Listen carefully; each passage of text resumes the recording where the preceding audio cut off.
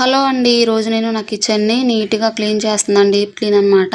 3 months అవుతుంది deep clean చేసి. నార్మల్‌గా ఏంటంటే కిచెన్‌ని ఏ రోజుకి ఆ రోజు క్లీన్‌గానే ఉంచుకుంటాను. గ్యాస్ అది నీట్‌గా తుడుచుకుంటాను, చేసుకుంటాను. కానీ డీప్ క్లీన్ అంటే 3 మంత్స్‌కి ఒకసారి అలా చేసుకుంటాను. ఫైనల్‌గా అయితే ఈరోజు చేస్తున్నాను.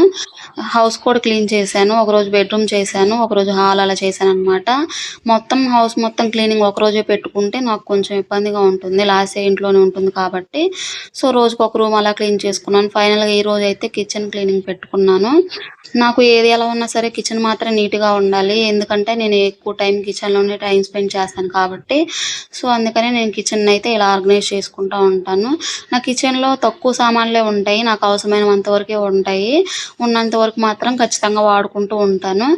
నాకు క్లీనింగ్ పెట్టుకున్నా కూడా నాకు పెద్ద టైం పట్టదనమాట. నాకు 2 అవర్స్‌లో క్లీనింగ్ అయిపోయింది డీప్ క్లీనింగు. వీడియో నచ్చితే లైక్ చేసి ఛానెల్‌ని సబ్స్క్రైబ్ చేసుకోవడం మర్చిపోవద్దండి. Thanks for the watching.